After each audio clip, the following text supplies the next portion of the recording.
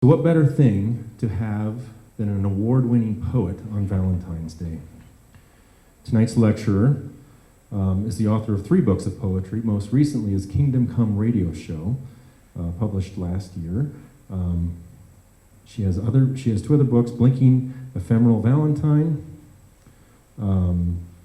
also award-winning, and Red Shift, also award-winning. Now, tonight's lecturer grew up in Los Alamos, down in La Senda neighborhood. Who's from there? Who knows our lecturer? Who grew up with our lecturer? Okay. She went off to University of New Mexico, got a BA and a JD. Who knows what JD stands for? Okay. Juris Doctorate. And then she went on to, she went and she worked for the federal district court in Denver, and then ended up back. Then she went after that. She ended up out in Tucson, Arizona, and she met a man out there. And she left Tucson, Arizona, and went and got a MFA at the University of Montana. Who knows what an MFA stands for? See, I told you everybody would know. Thank you for educating me, Miss Lecturer, and everyone else. She came back to Tucson. She married that man. They have 2 kids. They live near the University of Arizona campus, where they share their property with bobcats, hawks, coyotes, snakes, and javelinas, among other things, probably. Her parents were Jerry and Ann Wallace. They still are. He worked at the Mason facility. Anybody know Jerry? Oh yeah, okay, good. And they live down in Aztec now. So, the reasons that our lecturer is a writer is because of Mrs. Sharp and Mrs. Campbell. Anyone know them? Yes. Yeah, okay. And finally, our lecturer will be doing a reading in Scotland this summer. She'll be doing a 1-month poet in residence in Edinburgh, in Scotland, where they apparently are fascinated with the Manhattan Project. So everyone, let's give a rousing round of applause for Joni Wallace.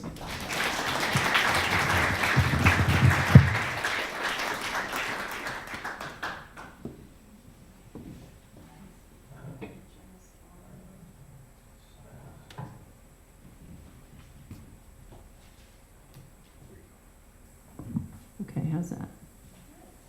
Good.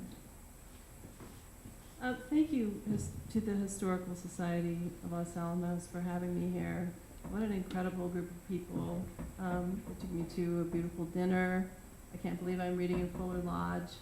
Some of the poems in this book were imagined in Fuller Lodge.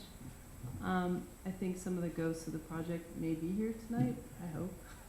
I'll certainly be speaking a bit through the poems. It's really been incredible to come back. My daughter is with me. She's over there, Lucia.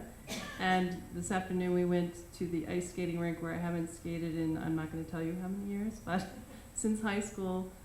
Had the entire rink to ourselves, and it was glorious.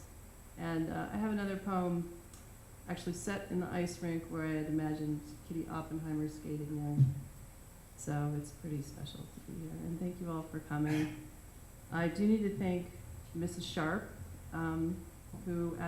it was Pueblo Middle School at the time, who taught me impeccable grammar. My grammar is still great. I really get grammar. I can diagram any sentence. And and I love to do it.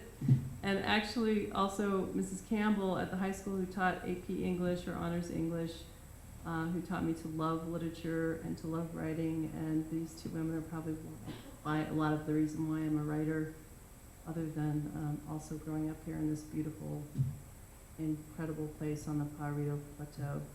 And I also want to thank Jim Bradbury, who's here tonight. I just saw him, who answered some of my neophyte poet physics questions when I was writing the book, and also read the manuscript, read the book, wrote a beautiful review of it, and he's also the wonderful father of one of my dearest and best friends, Kristen Bradbury, who we went through school all the way through high school and are still friends today. So thank you, Jim. I'm going to just start with this book is a hybrid. So it's not only lyric poetry, but it also is consists of 4 different sound pieces, which I imagine as poems written in sound or in air, and also video poems. And I'm just going to start. I think it's a good introduction to the work with the first video poem I made at the direction of Barrow Street, the publisher, working with the videographer Michael McNulty and musician Nick Coventry. So I called my lecture, and I would rather not have it be a lecture. If you have something you want to add or say, please join in and let's have a conversation. Yes. Louder? Okay. Great. I should have asked that right off the bat. How's that? I'll lean closer. Mesas and Particles, Los Alamos' literary muse, because I wanted to talk about how I, as a poet, came to write about the Manhattan Project. Lots of beautiful biographies and historical pieces and fiction books even have been written about the Manhattan Project, and some poems, but I hadn't found a lyric treatment of the Manhattan Project and place. And I decided that I wanted to try to write that piece. Now we're gonna, thank you so much, Todd, both Todds. We'll play the trailer for you.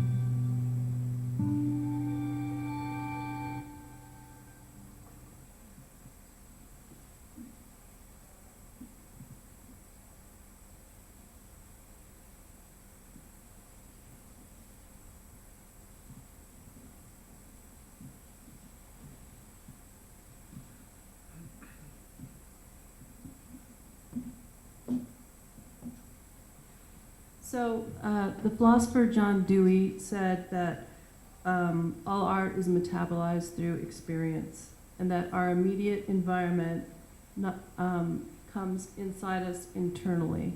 And I think that's what the lyric poet does, is we reflect the interiority of what is outside us.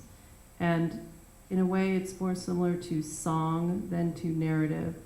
And that's what that's how I approach the subject of the Manhattan Project and the life of Robert Oppenheimer and the environment and the wildlife that lives here and my own experiences here.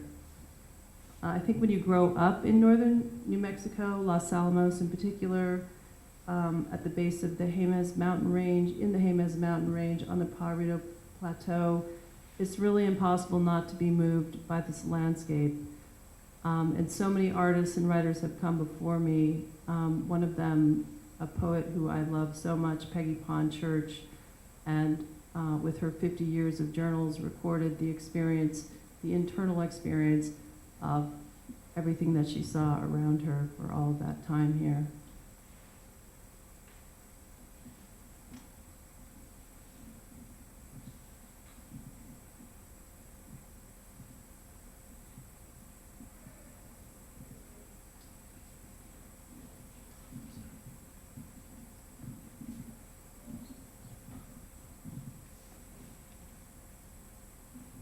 Does anyone recognize this photograph of the photographer? Ansel Adams. It was here photographing in the 40s and 50s.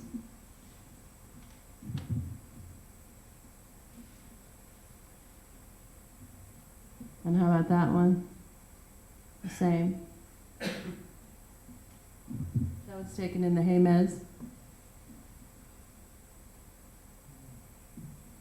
Look at that beautiful photograph of snow on aspens. So living here, these are the panoramas and sights that you see every day. And I always felt that it was almost too easy when artists said, there's something about the light in New Mexico. That's why we go to New Mexico. That's why we write about New Mexico. But I actually think it's a very accurate way of describing what we see here. That there things seem lit from within. It's just the silver color of the aspens, especially at night with the moonlight shining on them, that they almost seem like they're from another world, very otherworldly.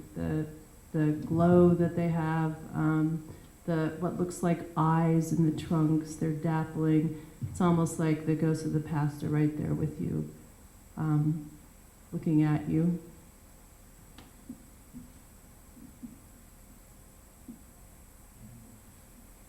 I love that picture of how to get to the secret city on the hill. For me, it almost also feels like a metaphor for writing a book. If the book is at the top in the secret city, you have to get up all of that terrain, rough terrain, to get there. And that's where we are now, imagine.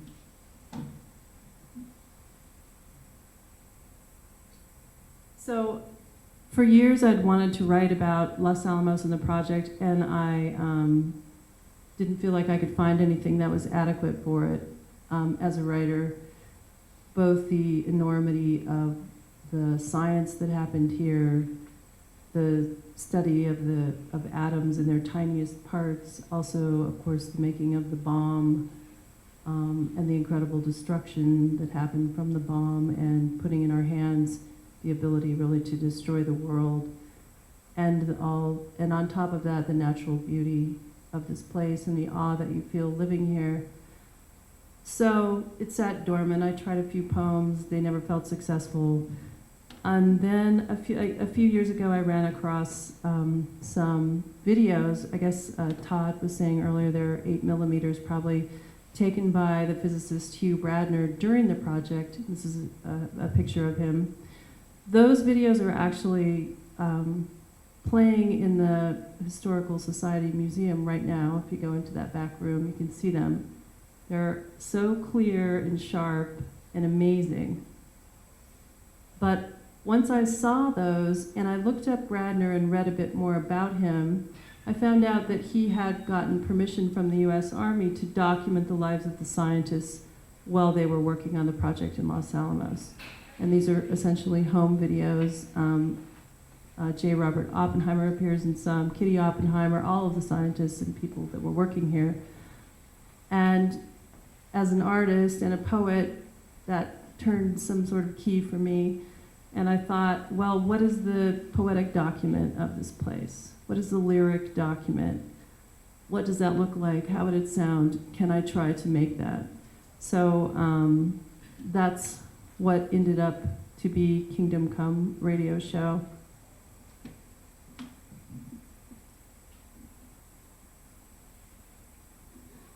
That's me. This is not narcissism on my part, which we're hearing so much about today. But I'm one of the players in the book, of course. I'm the speaker of the poem, and so that is both the I with capital I and the I-E-Y-E. So in this book, you're of course seeing these events through my eye, either looking backwards or forwards. Here I am in Los Alamos, probably 6 years old, experiencing snow. And I have to say that I still love snow so much. I write about snow all the time. There's snowing in this book constantly. I have to edit it out of my work. And in writing the book, I actually had to bring in Wilson Bentley. Do any of you know who he is? He was a very interesting man in the mid-20s to 30s. He started looking at snowflakes under the microscope and taking microscope pictures of them, and published an entire book of over 5,000 snowflakes that he photographed. So it was really the first time in popular culture in America that we would actually been able to see what these ice crystals look like. They're really incredible, and he makes a couple of appearances in this book.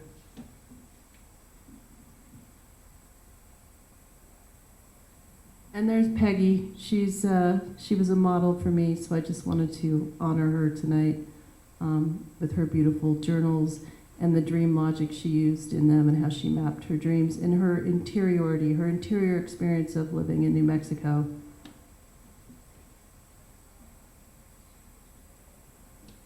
So I'm going to read some excerpts from the book, and I thought it might be fun to introduce the characters that appear in the book as they appear. So in the first piece, Albert Einstein is dramaturge, I think, for his statement that the primary human emotion is what we feel for the mystery of existence. This photograph of him was taken by Felipe Halsman, probably in the 40s. Do any of you know who Felipe Halsman is? He did all the famous people of the time, usually in jump positions. So he did Marilyn Monroe and Marlene Dietrich, and he did J. Robert Oppenheimer, who's his photograph on the cover of the book. He would ask them all to jump for their photographs. However, interestingly enough, Einstein did not jump, and I don't know the story behind that. But Oppenheimer did. And when he was asked by Felipe Halsman, what's the signal? Are you trying to tell people something? This was after the project, probably at his lab, maybe in Princeton. Oppenheimer said, "I'm just reaching."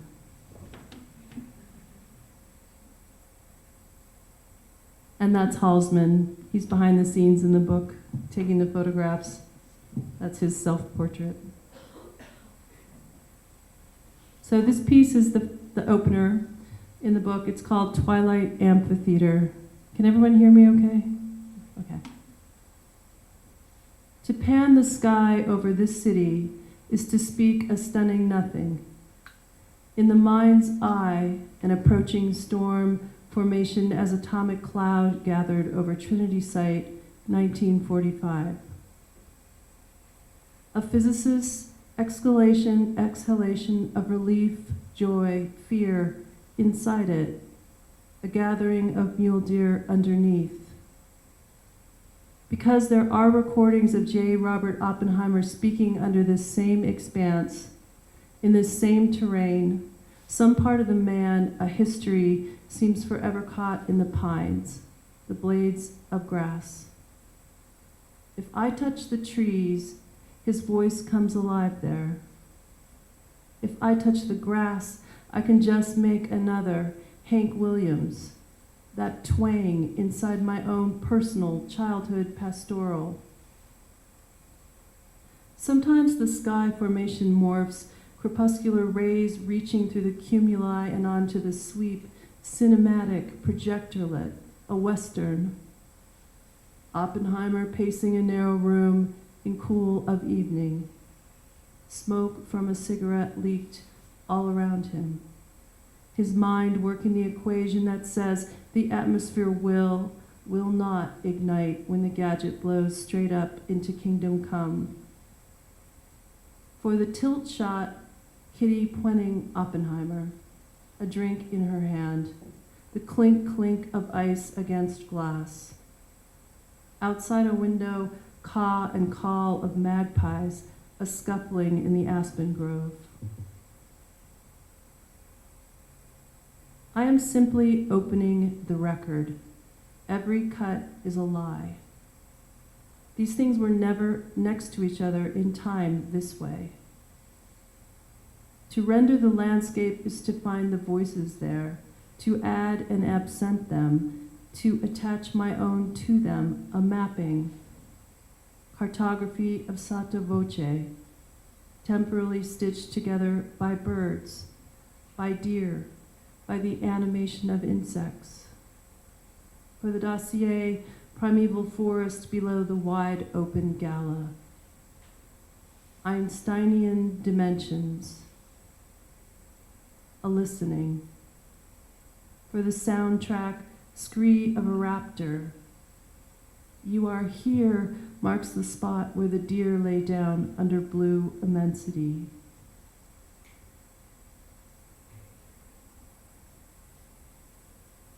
This poem is the second in the book, and it is set in Fuller Lodge.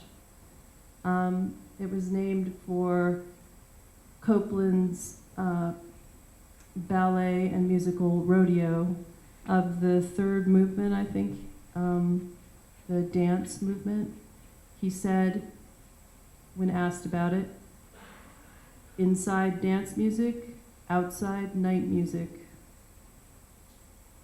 So that's what I called the poem. The lodge production plays, part where woodlands haunt, part where aspen glow, part where America, part where we like to get smashed. Welcome, says Oppenheimer, night watchman. His incomprehensible footfall because no foot at all. One evening, I looked up from the sink stand, he says, twin albino fawns there, mute masterpiece, statistically speaking.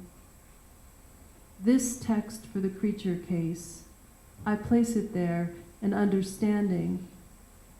Sometimes I think I step inside his head. Sometimes I find the things caught there catch also in my visible.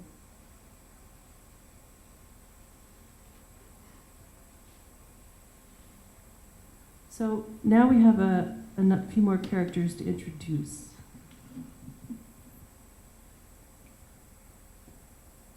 Does anyone know who that is? That's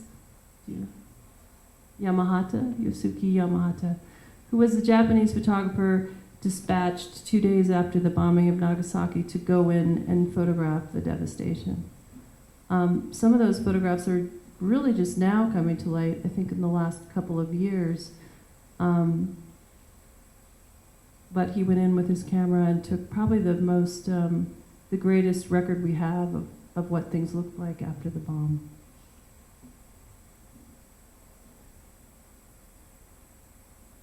And there's the bomb standing.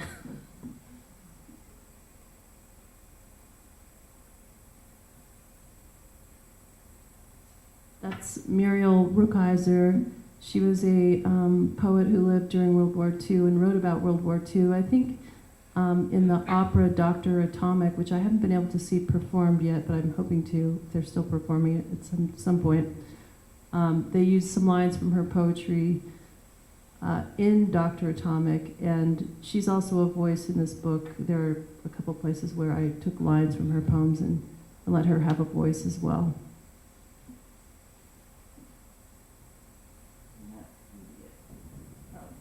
Do we all know who that is? Kitty Oppenheimer.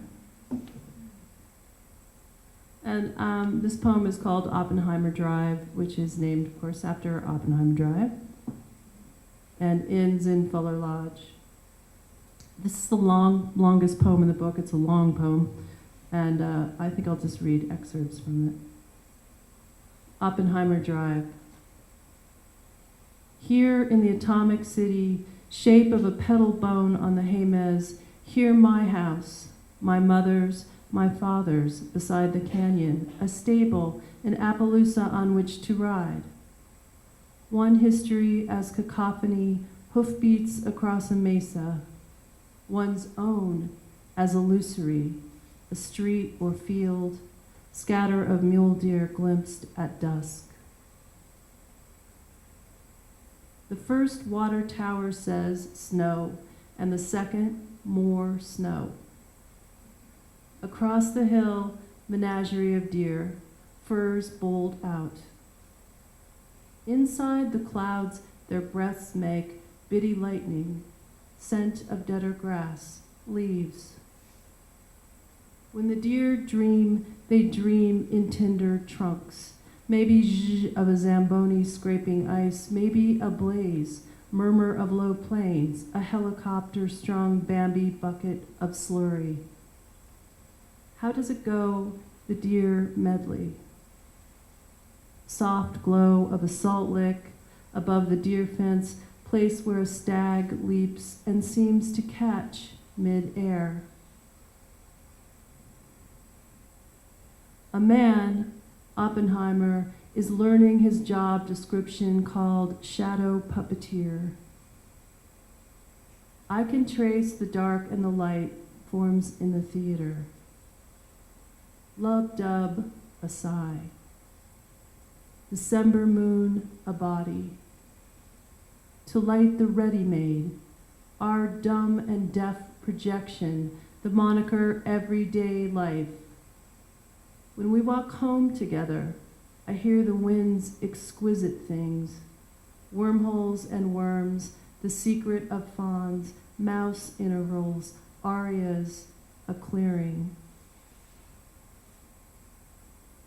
When the deer leapt, I saw. When the deer leapt, ruby orbits. When the deer leapt, chunks of ice. When the deer leapt, a path. When the deer leapt, X, a jack, memory mark.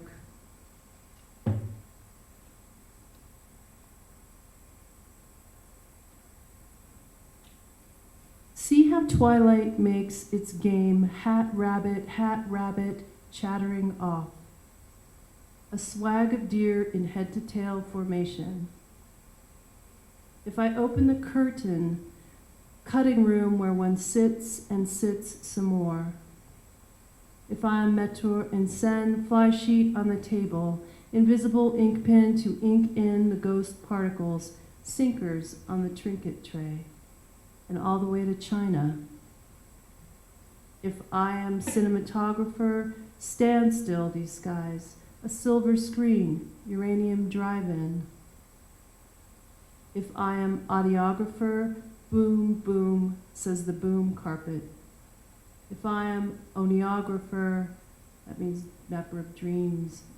Beginning, middle, end deer, a threnody. Enter deer tagged U-235, a smasher. Rye whiskey a cry.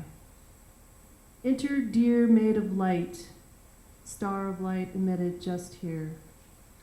Enter deer with a window for a side, lilies, a bone-white plexus. And enters Oppenheimer. He sees his decent suit.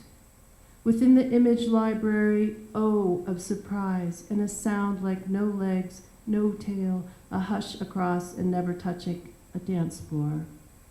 Hello, you and you and you in your flammable coat, he says.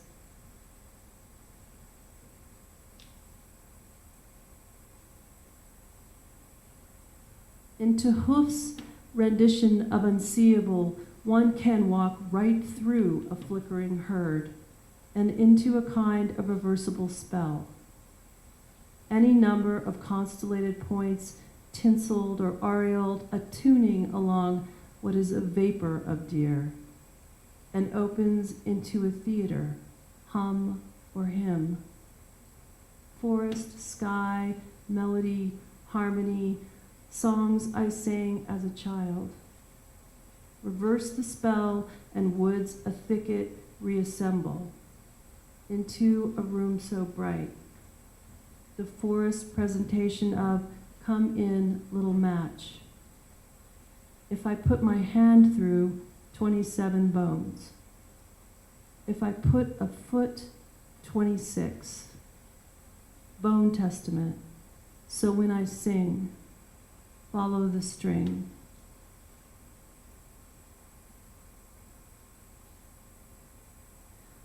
When the canna grew red and waxy in the contamination zone, some said years of erased things. An oral architecture. Dear grief black rain, said the parapet shadows. A deafening matutinal ringing. Blare, a blare.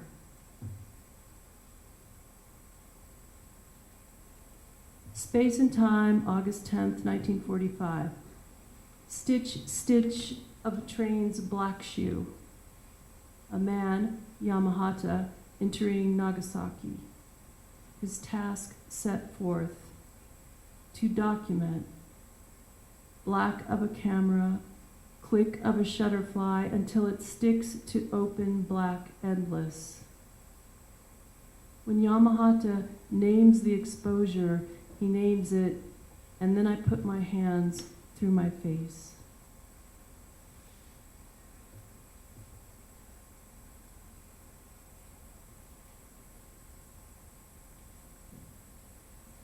In the center of this city, on the hill, a boy, his startled patterned dog on a field.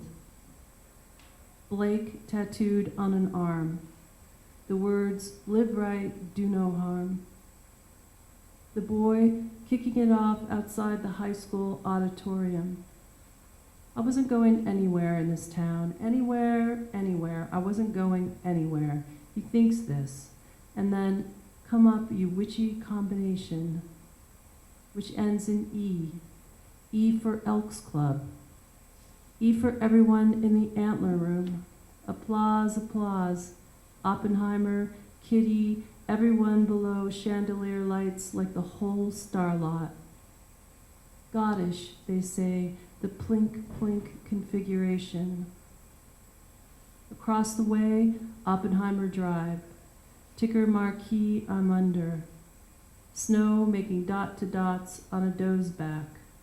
The scene so freaking gorgeous. My tint pick, exactly.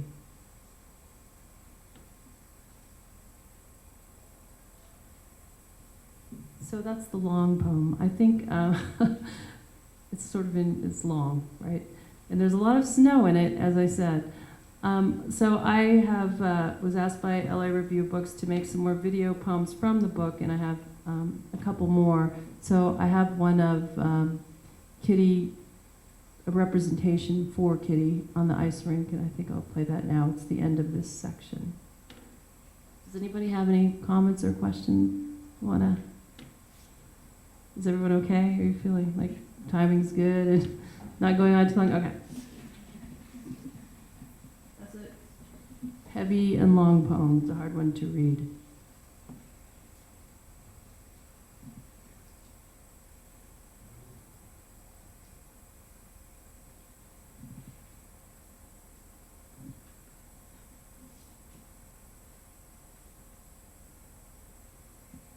So this is called Documentary with Kitty Oppenheimer and Dramatic Representation of, you guessed it, Snowfall. And my daughter actually wrote the music and played it for this piece.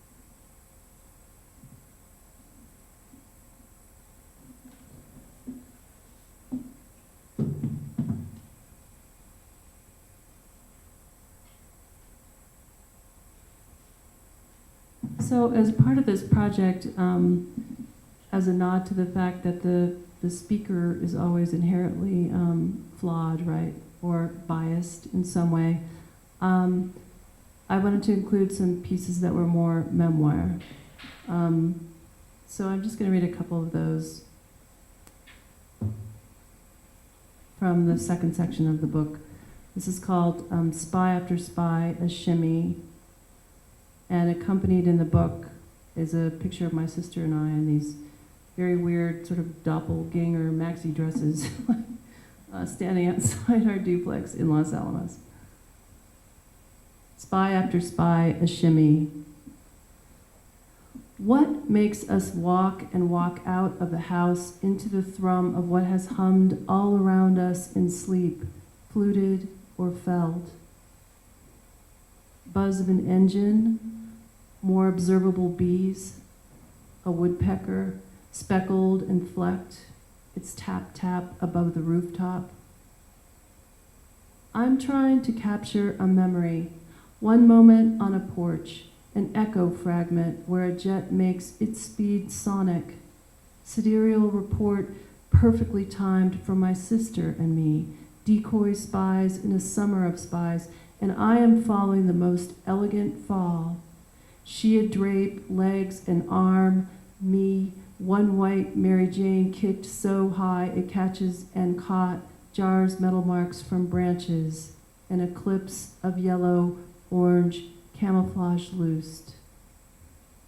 For the still shot, straight up through a pine, tat of a cirrus. Mole code for the sleeper shoe. Nostalgia is the insect ringing. Repeat, repeat. Molecule manifesto on a wing splotch. And this one is called Mesas and Particles. My father spent his career at the Meson facility working on the particle beam. And this is about, I guess, how I viewed that as a child. Very ghostly, I think. Mesas and Particles. Some nights, inside the caterwaul of coyotes, the telephone rings, very late or very early. My father walks out into darkness. My mother's still sleeping, and I am. He drives along the road, surreal in the animal hours, turns, drives past a tower, past a guard station, up a hill, another turn and another hill, and then across a mesa to a concrete building where 1 mile of nothing whirs by. My father works the machine that helps the mile go past, invisible flowering. Some mornings, I dream the machine itself is invisible. There is my father fixing the invisible machine. He can see through it, and I can see through it. I can see through the thought of it into the azure wave of morning, wave the color of an iris inside an iris. Look, he says, no hands.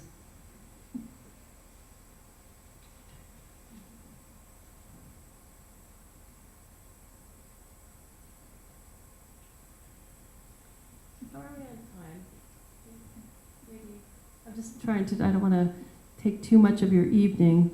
I'm going to read one love poem, I promise. There is one in this book. Okay. Like maybe 3 more? Maybe 3 more poems.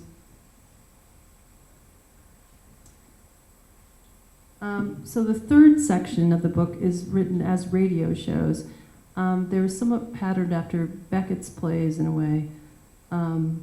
But I have different people speaking in them. One is the Japanese poet Isuo Yoshida, who was wrote his best work really after World War II, which he experienced in Japan. It's very surreal and beautiful.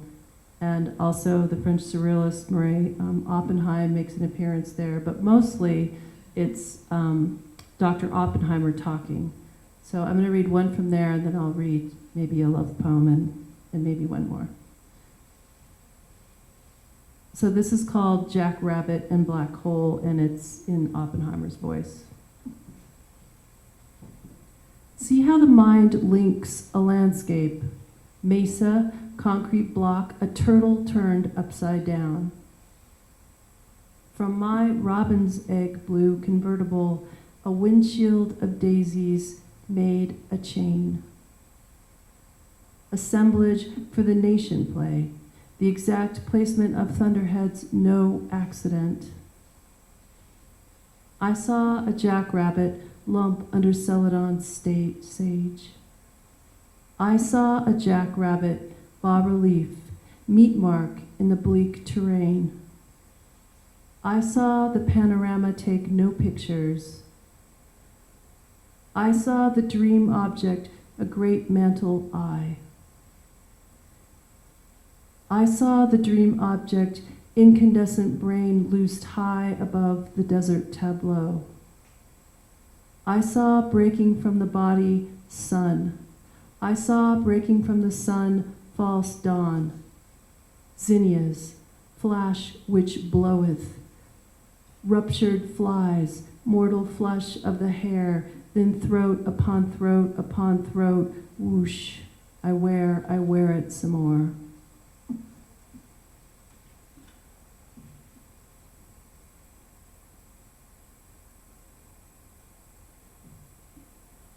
So a friend of mine who's a poet said, the poets are here to remind us that we're all going to die. And also, though, that we're all still alive and to be in the world with wonder and awe. And I think I agree with that. It's a little tough to remind people they're going to die, but at least there's the celebratory part of living. Is everyone with their love or thinking of them? Think of a love. Okay. This is called Traces of Lake, a Herd. H-E-R-D or J. When I say the lake reflects below and for you, I mean deer shed on the lake shore.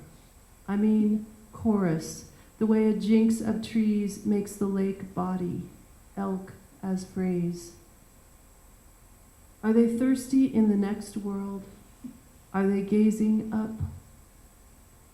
Inside the whir, soft rush of planets, wheels of snow turn all around them.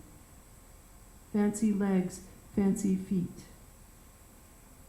Lacuna, where a buck exhales the translucent structure of antlers. Elk thoughts waiting an iridescent belt of cold.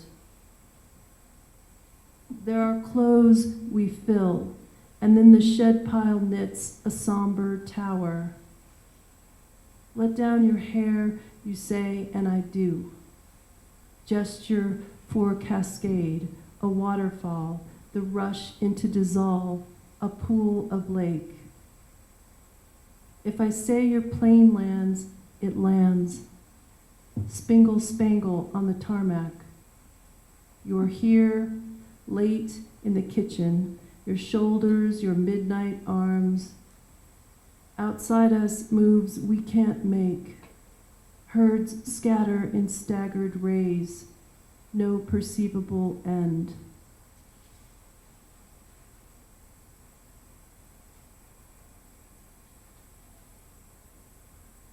So I think I'll just end with the last video poem that I've made. This is its debut. Yes, it's not been seen before. And actually, my son did the music. They're in my children. You're now thinking they're in my art factory working as slaves. I did need some quick help on these, and they both agreed to help me. So he's actually not here tonight, but he's playing the music in this video.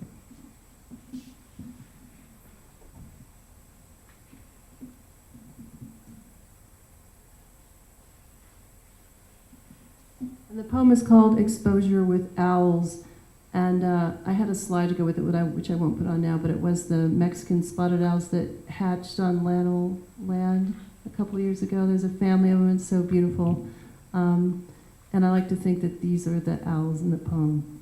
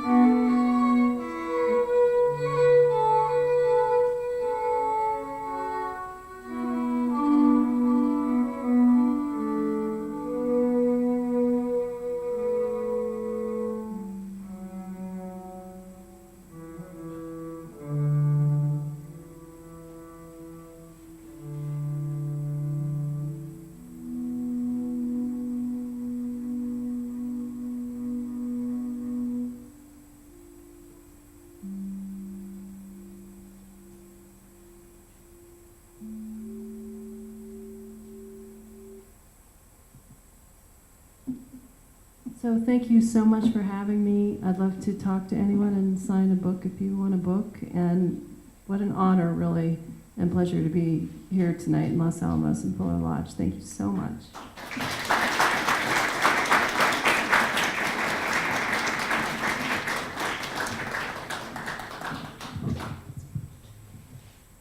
Any questions? How do your parents who who worked here respond to your poetry?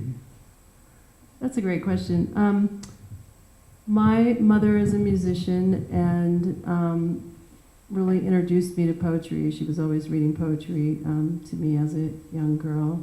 So she's very enthusiastic and has good comments to give. My father is a scientist. I think he really appreciated the documentary nature of this book. It's footnoted so that, I really am recording a dreamlike experience of living here. I'm tying it to historical facts, which are all footnoted at the end of the book. I think that for him, as a scientist, that was very helpful. And I hope he likes the poem about him working out at the Mesan facilities. He hasn't explicitly said that he likes it, but he has heard it. So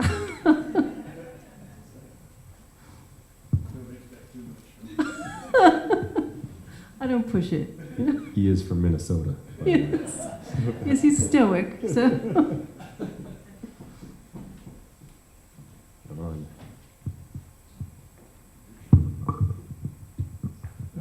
To me, it'd be interesting to hear what the response to your poems is in Edinburgh. I'm sure you have the same feeling, because they know something about Los Alamos, as the whole world does, in books and fiction and fact and everything in between, TV shows. And you give, that's part of what's in your book, but there's other things. And it'll see how they will see that compared to how we see that, because we know those parts, and they don't know those parts at all. Yeah, I'm really excited about that. I had this artist in residency coming up there, and someone in Edinburgh at the National Poetry Library found out about the book, and they want to do a radio show and a reading with their pen writer series, and they have said they just love the idea of the Manhattan Project and Oppenheimer coming to Edinburgh. And I'm excited because I was talking to Heather and also Amy earlier, and I'm gonna bring to Edinburgh some of the slides from the Historical Museum of, and also it looks like we can bring that Hugh Bradner 8mm film to show them. So it'll be really wonderful to bring Los Alamos and some part of the city to there. We'll see. I think they're very enthusiastic. We'll see. I'm sure they will be. I'm really looking forward to it. So Joni, when I introduced you, I forgot to say that you work at the University of Arizona Poetry Center. You also work as a freelance editor and writer, and I was wondering if you could tell us a little more about the Poetry Center and, Sure. and your role there. Yes. The Poetry Center is probably the reason to live in Arizona, to live in Tucson, Arizona. There are many good things about Tucson, but the Poetry Center is maybe the biggest collection of poetry in the United States. It's partially funded by the University of Arizona and partially funded through the University Community Foundation. And they have an incredible reading series. So the best writers of our generation, of our times, are always coming through there to read on Thursday nights every couple of weeks. They give craft talks and lectures, and then there are also all kinds of classes taught there. So I'm one of their instructors, and I teach seminars on different, basically it's wonderful for me as a writer because I get to propose what I want to teach, which is usually what I want to learn about myself, the secret of teaching, and teach seminars on those. And the students come from the Master of Fine Arts program there at the university, or they're people that earned their MFA before and are interested in the seminar and want to take it, community members. So it's a wonderful resource. If you come to Tucson, go on their website and see who's reading. You might be able to come to a wonderful reading. The readings are sometimes held outside, and during the cooler months in Tucson, it's really a wonderful space to hear people read. Other questions? Any other questions?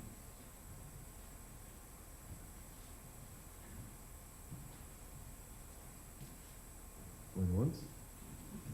Okay, let's give Joni a big round of applause. Thank you. Thank you Joni. very much. Great. Thank you.